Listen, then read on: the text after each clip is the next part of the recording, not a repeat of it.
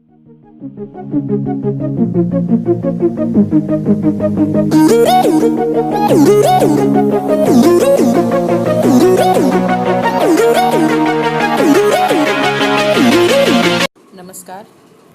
आज हम करेंगे 11वीं कक्षा का विदाई संभाषण पाठ, जो बाल मुकुंद गुप्त जी के द्वारा लिखा गया है।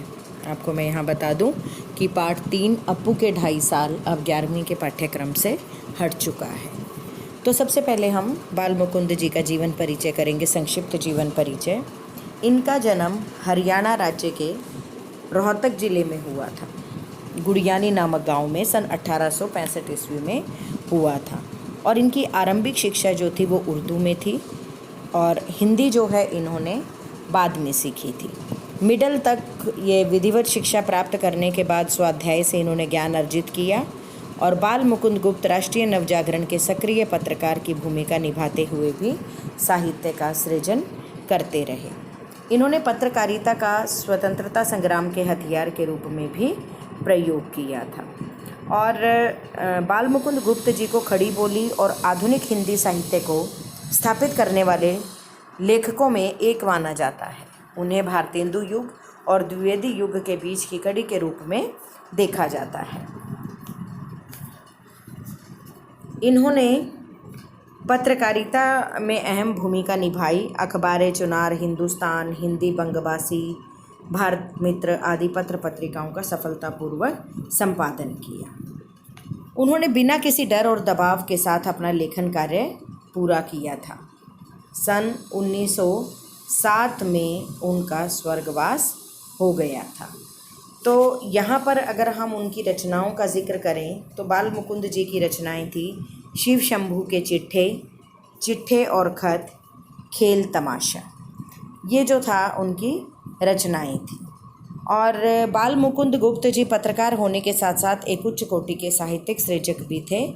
इन्हें भारतेंदु युग और द्विवेदी युग के रोचक के रूप में, जैसा कि मैंने पहले भी बताया, स्थापित किया जाता है। और बाल मुकुंद गुप्त उन लेखकों में से हैं जिन्होंने खड़ी बोली और आधुनिक हिंदी में साहित्य को स्थापित किया। तो अब जो इनका पाठ हम पढ़ेंगे, विदाई संभाषण। अब इस पाठ में बाल मुकुंद गुप्त जी ने भारत के वायसरॉय लॉर्ड कर्जन के शासनकाल में भारतीयों की दुर्दशा का वर्णन किया है, और ये व्यंग्य रचना है उनकी। कर्जन के शासनकाल में विकास के कार्य केवल अंग्रेज़ों का प्रभाव जमाने के लिए हुआ करते थे। अंग्रेज़ों के लिए देश के संसाधनों का अधिक से अधिक उपयोग हुआ। कर्जन ने सरकारी निरंकुशता का पक्ष लिया। कौंसिल में अपनी पसंद के सदस्य नियुक्त करवाने के कारण उन्हें हर जगह नीचा देखना पड़ा। इस बात से दुखी होकर उन्होंने अपने पद से इस्तीफा दे दिया और इंग्लैंड वापस चले गए। यहाँ भारतवासियों की विवशता, दुख और लाचारी का व्यंग्यात्मक ढंग से बाल मुकुंद जी ने चित्रण किया है। तो चलिए पाठ प्रारंभ करते हैं। माय लॉर्ड, अंत को आपके शासनकाल का इस देश में अंत हो गया। अब आप इस देश से अलग होते हैं। इस संसार में सब बातों का अंत है। इससे आपके शासनकाल का भी अंत होता। चाहे आपको एक बार की कल्पना के अनुसार आप यहाँ के चिरस्थायी वायसराय भी हो जाते, किंतु इतनी जल्दी वह समय पूरा हो जाएगा, ऐसा विचार न आप ही का था, न ही इस देश के निवासियों का। इससे जान पड़ता है कि आपके और यहाँ के निवासियों के बीच कोई तीसरी शक्ति और भी है, जिस पर यहाँ वालों का तो क्या, आपका भी काबू नहीं है। बिछड़न समय बड़ा करुणोत्पादक होता है। करुणामयी, आपको बिछड़ते देखकर आज हृदय में बड़ा दुख है। माय लॉर्ड, आपके दूसरी बार इस देश में आने से भारतवासी किसी प्रकार प्रसन्न थे। वे यही चाहते थे कि आप फिर न आवें, पर आप आए और उससे यहाँ के लोग बहुत ही दुखित हुए। वे दिन रात यही मानते थे कि जल्द श्रीमान यहाँ से पधारें, पर अहो, आज आपके जाने पर हर्ष की जगह विषाद होता है। इसी से जाना कि बिछुड़न समय बड़ा करुणोत्पादक होता है, बड़ा पवित्र, बड़ा निर्मल और बड़ा कोमल होता है। वैर भाव छूटकर शांत रस का आविर्भाव उस समय होता है।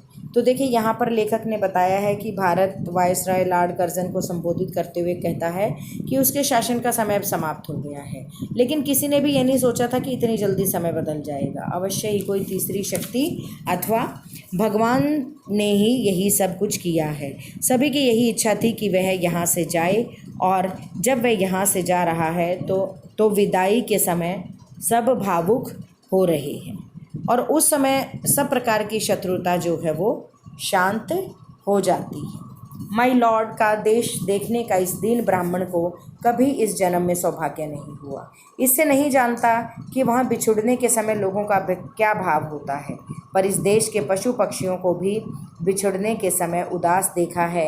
एक बार शिव शंभू के 2 गायें थी, उनमें एक अधिक बलवती थी। वह कभी कभी अपने सींगों की टक्कर से दूसरी कमज़ोर गायों को गिरा देती थी। एक दिन वह टक्कर मारने वाली गाय पुरोहित को दे दी गई। देखा कि दुर्बल गायें उसके चले जाने से प्रसन्न नहीं हुई, वरन उस दिन वह भूखी खड़ी रही, चारा छुआ तक नहीं। माय लॉर्ड, जिस देश के पशुओं के बिछुड़ते समय यह दशा होती है, वहाँ मनुष्यों की कैसी दशा हो सकती है, इसका अंदाज़ा लगाना कठिन है। आगे भी इस देश में जो प्रधान शासक आए, अंत में उनको जाना पड़ा। इससे आपका जाना भी परंपरा की चाल से कुछ अलग नहीं है। तथापि आपके शासनकाल का नाटक घोर दुखांत है, और अधिक आश्चर्य की बात यह है कि दर्शक तो क्या, स्वयं सूत्रधार भी नहीं जानता कि उसने जो खेल सुखांत समझकर खेलना प्रारंभ किया था, वह सुखांत हो जाएगा। जिसके आदि में सुख था, मध्य में सीमा से बाहर सुख था, उसका अंत ऐसे घोर दुख के साथ कैसे हुआ।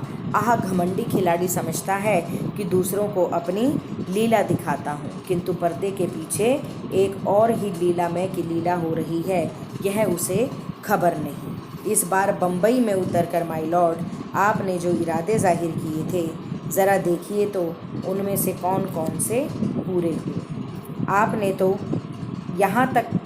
तो कहा था कि यहाँ से जाते समय भारतवर्ष को ऐसा कर जाऊँगा कि मेरे बाद आने वाले बड़े लाटों को वर्षों तक कुछ करना न पड़ेगा। वे कितने ही वर्षों सुख की नींद सोते रहेंगे, किंतु बात उल्टी हुई। आपको स्वयं इस बार बेचैनी उठानी पड़ी, और इस देश में जैसी अशांति आप फैला चले हैं, उसके मिटाने में आपके पद पर आने वालों को न जाने कब नींद और भूख हराम करना पड़ेगा। इस बार आपने अपना बिस्तरा गर्म रखा है और भारतवासियों को गर्म तवे पर पानी की बूंदों की भांति नचाया है। आप स्वयं भी खुश न हो सके और यहाँ की प्रजा को भी सुखी न होने दिया। इसका लोगों के चित्त पर बड़ा ही दुख है। तो देखिए यहाँ पर जो है शिव शंभू को इस बात का दुख है कि कर्जन का देश नहीं देखा। बिछुड़ने का दुख तो पशु पक्षियों को भी होता है। तो लेखक कहते हैं उस देश के मनुष्यों की क्या हालत होगी कि यहाँ जितने भी शासक आए, आप सभी को जाना पड़ा। कर्जन के शासन का जो अंत है वो बहुत ही दुखमयी था। अहंकारी लोगों के खेल को भगवान समाप्त कर देता है, और कर्जन भी जो है वो बहुत ही अहंकारी था, जो कहता था कि मैं ऐसे काम कर जाऊंगा कि आने वाले शासक जो है वो आराम से रहेंगे। लेकिन हुआ क्या, बिल्कुल उसके विपरीत हुआ। उसने अपने अत्याचारों के बल पर देश में अशांति फैला दी थी, और परिणाम स्वरूप उसकी स्वयं की भूख और नींद ही गायब हो गई, और उसने यहाँ की प्रजा को सुख से नहीं रहने दिया। तो लोगों को इस बात का बहुत अधिक दुख हुआ। तो यहाँ पर ये कहा है कि यहाँ पर तो अगर हमारा कोई पशु एक दूसरे से बिछुड़ जाते हैं तो उन्हीं को दुख होता है, तो फिर मनुष्यों की तो आप समझ ही सकते हैं कि भारत के लोग किस प्रकार के। आगे चलिए, विचारिए तो क्या शान आपकी इस देश में थी, और अब क्या हो गई है। कितने ऊंचे होकर आप कितने नीचे गिरे। अलीपक लैला के अलादीन ने चिराग रगड़कर और अलिफ लैला के अलादीन ने चिराग रगड़कर और अबुल हसन के बगदाद के खलीफा की गद्दी पर आंख खोलकर वह शान न देखी जो दिल्ली दरबार में आपने देखी। आपकी लेडी की कुर्सी सोने की थी, और आपके प्रभु महाराज के छोटे भाई और उनकी पत्नी की चांदी की। आप दाहिने थे, वह बाएं। आप प्रथम थे, वह दूसरे। इस देश के सब रईसों ने आपको सलाम पहले किया और बादशाह के भाई को पीछे। जुलूस में आपका हाथी सबसे आगे और सबसे ऊंचा था। औदा, चवर, छत्र आदि सबसे बढ़ चढ़कर थे। सारांश यह है कि ईश्वर और महाराज एडवर्ड के बाद इस देश में आपका ही एक दर्जा था, किंतु अब देखते हैं कि जंगी लाट के मुकाबले में आपने पटकनी खाई। सिर के बल नीचे आ रहे आपके स्वदेश में वही ऊंचे माने गए। आपको साफ नीचा देखना पड़ा। पद त्याग की जो धमकी से भी ऊंचे न हो सके। यहाँ पर लेखक ने लॉर्ड कर्जन का उसे बादशाह के दरबार में मान सम्मान संबंधित उल्लेख किया है कि दिल्ली के बादशाह का दाहिना हाथ था और उसे सबसे अधिक सुख सुविधाएं उपलब्ध थी। बड़े बड़े धनी लोग जो थे सबसे पहले उसी को सलाम करते थे और उत्सवों और त्योहारों में भी उसे विशेष स्थान दिया जाता था। और जो लॉर्ड कर्जन है वो धैर्य और कठोरता के लिए प्रसिद्ध था। तो यहाँ आगे पढ़ेंगे अब हम लोग। आप बहुत धीर गंभीर प्रसिद्ध थे। उस सारी धीरता गंभीरता का आपने इस बार काउंसिल में बेकानूनी कानून पास करते और कन्वोकेशन वक्तृता देते समय दिवाला निकाल दिया। यह दिवाला तो इस देश में हुआ, उधर विलायत में आपके बार बार इस्तीफ़ा देने की धमकी ने प्रकाश कर दिया कि जड़ हिल गई है। अंत में वहाँ भी आपको दिवालिया होना पड़ा और धीरता गंभीरता के साथ दृढ़ता को भी तिलांजलि देनी पड़ी। इस देश के हाकिम आपकी ताल पर नाचते थे। राजा महाराजा डोरी हिलाने से सामने हाथ बांधे हाजिर होते थे। आपके एक इशारे में प्रलय होती थी। कितने ही राजों को मिट्टी के खिलौने की भांति आपने तोड़ फोड़ डाला। कितने ही मिट्टी काट के खिलौने आपकी कृपा के जादू से बड़े बड़े पदाधिकारी बन गए। आपने इस इशारे में इस देश की शिक्षा आपके इस इशारे से इस देश की शिक्षा पायमाल हो गई। स्वाधीनता उड़ गई। बंग देश के सिर पर आरह रखा गया। आह, इतने बड़े आरह माने जो लकड़ी काटने वाला आरा होता है, इतने बड़े माई लॉर्ड का यह दर्जा हुआ कि फौजी अफसर उनके इच्छित पद पर नियत न हो सका और उनको उसी गुस्से के मारे इस्तीफ़ा दाखिल करना पड़ा। वह भी मंजूर हो गया। उनका रखाया एक आदमी नौकर न रखा, उल्टा उन्हीं को निकल जाने का हुक्म मिला। तो देखिए यहाँ पर उन्होंने क्या कहा है कि वो काफ़ी धीरता और गंभीरता के लिए जो है ये काफ़ी मशहूर थे, कठोरता के लिए प्रसिद्ध था, किंतु काउंसिल में कानून विरुद्ध बात लागू करके उसने अपनी हानि उठा ली और उधर उसके देश में भी उसके इस्तीफ़ा देने की धमकी के उत्तर में उसे अपना सब कुछ खोना पड़ा। जबकि यहाँ के राजाओं पर उसका बहुत प्रभाव था। वह जिसे चाहता उसी के राज्य को समाप्त कर देता था और जिसे चाहा उसी को पदाधिकारी बना दिया। लेकिन जो बंगाल विभाजन के विरोध में उसे मुँह की खानी पड़ी और उसे देश छोड़ जाने के आदेश दिए गए।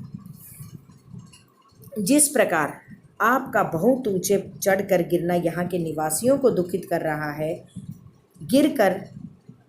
गिरकर पड़ा रहना उससे भी अधिक दुखित करता है। आपका पद छूट गया तथापि आपका पीछा नहीं छूटा है। एक अदना क्लर्क जिसे नौकरी छोड़ने के लिए 1 महीने तक नोटिस मिल गया हो, नोटिस की अवधि को बड़ी घृणा से काटता है। आपको इस समय अपने पद पर रहना कहाँ तक पसंद है यह आप ही जानते होंगे।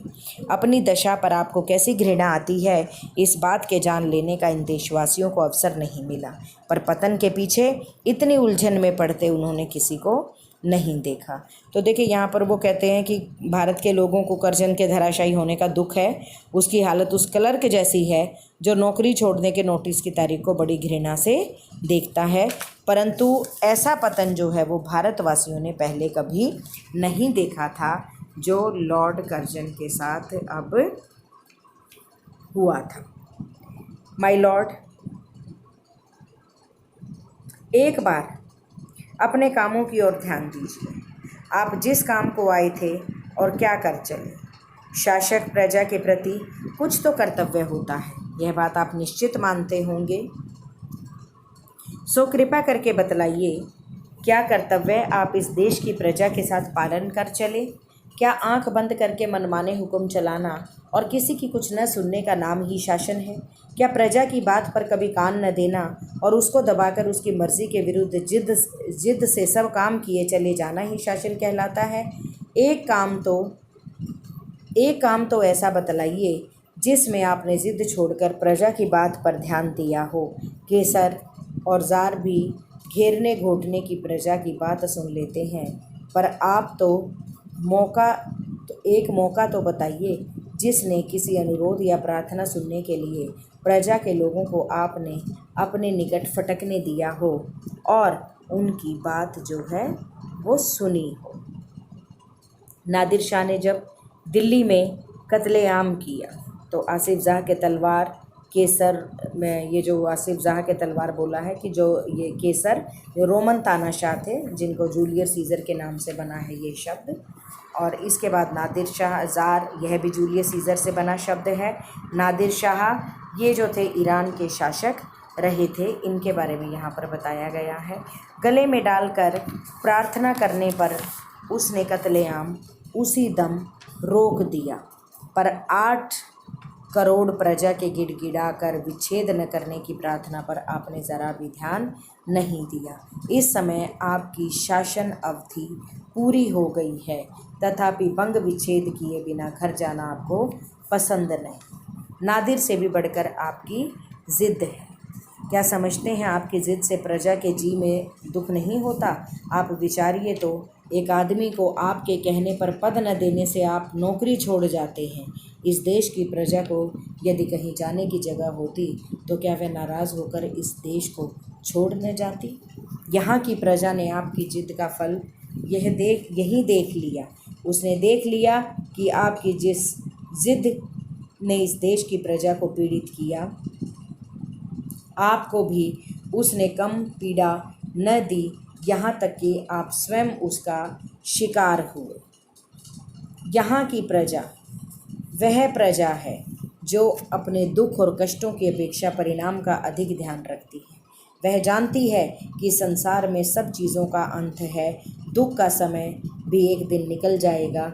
इसी से सब दुखों को झेल कर पराधीनता सहकर भी वह जीती है। माय लॉर्ड, इस कृतज्ञता की भूमि की महिमा आपने कुछ न समझी और न यहाँ की दीन प्रजा की श्रद्धा भक्ति अपने साथ ले जा सके। इसका बड़ा दुख है। तो देखिए यहाँ पर तक जो लेखक ने बताया वो क्या बताया कि यहाँ लॉर्ड कर्जन को जो है प्रजा के प्रति शासक के कर्तव्य समझाते हुए लेखक ने कहा कि आपने कभी भी प्रजा का ध्यान नहीं रखा, केवल अपनी चलाई, और बड़े से बड़े तानाशाह भी प्रजा की बात सुन लेते हैं, किंतु आपने किसी का अनुरोध या प्रार्थना नहीं सुनी। और एक अकेले व्यक्ति के कहने पर जो नादिर शाह अब्दाली था उसने कत्लेआम को रोक दिया था, और आपने तो बंगाल विभाजन करवाया। और आपके कहने पर अगर एक आदमी को जो है नौकरी, एक पद न दिए जाने के कारण जो है उसको नौकरी न दिए जाने के कारण आप इस्तीफ़ा देकर जा रहे हो। तो लॉर्ड कर्जन ने अपनी ज़िद के कारण प्रजा को बहुत दुख और कष्ट दिए, और प्रजा जानती है कि प्रत्येक चीज़ का, हर वस्तु का एक अंत ज़रूर होता है। तो इसी प्रकार दुखों का अंत भी एक दिन ज़रूर हो जाएगा। तो यहाँ पर लेखक ने ये बताने का प्रयास किया है कि जो यहाँ की धरती है उसमें श्रद्धा, भक्ति और कृतज्ञता के भाव विद्यमान है। तो आगे देखिए, इस देश के शिक्षितों को तो देखने की आपकी आँखों को ताब नहीं। अनपढ़ गूंगी प्रजा का नाम कभी कभी आपके मुंह से निकल जाया करता है। उसी अनपढ़ प्रजा में नर सुल्तान नाम से एक राजकुमार का गीत गाया जाता है। एक बार अपनी विपद के कई साल सुल्तान ने नवरगढ़ नाम के एक स्थान में काटे थे। वहाँ चौकीदारी से लेकर उसे एक ऊंचे पद तक काम करना पड़ा था। जिस दिन घोड़े पर सवार होकर वह उस नगर से विदा हुआ, नगर द्वार से बाहर आकर उस नगर को जिस रीति से उसने अभिवादन किया था वह सुनिए। उसने आंखों में आंसू भरकर कहा, प्यारे नवरगढ़, मेरा प्रणाम ले। आज मैं तुझसे जुदा होता हूँ, तू मेरा अन्नदाता है। अपनी विपद के दिन मैंने तुझ में काटे हैं, तेरे ऋण का बदला मैं गरीब सिपाही नहीं दे सकता। भाई नवरगढ़, यदि मैं जानबूझकर एक दिन भी अपनी सेवा में चूक की हो, यहाँ की प्रजा की शुभ चिंता न की हो, यहाँ की स्त्रियों को माता और बहन की दृष्टि से न देखा हो, तो मेरा प्रणाम ले, नहीं तो प्रसन्न होकर एक बार मेरा प्रणाम ले और मुझे जाने की आज्ञा दे। माय लॉर्ड, जिस प्रजा में ऐसे राजकुमार का गीत गाया जाता है, उसके देश में क्या आप भी चलते समय कुछ संभाषण करेंगे? क्या आप यह कह सकेंगे, अभागे भारत, मैंने तुझसे सब प्रकार का लाभ उठाया और तेरी बदौलत वह शान देखी जो इस जीवन में असंभव है। तूने मेरा कुछ नहीं बिगाड़ा, पर मैंने तेरे बिगाड़ने में कुछ कमी नहीं की। संसार के सबसे पुराने देश, जब तक मेरे हाथ में शक्ति थी, तेरी भलाई की इच्छा मेरे जी में न थी। अब कुछ शक्ति नहीं है जो तेरे लिए कुछ कर सकूं, पर आशीर्वाद करता हूँ कि तू फिर उठे और अपने प्राचीन गौरव और यश को फिर से लाभ करे। मेरे बाद आने वाले तेरे गौरव को समझें।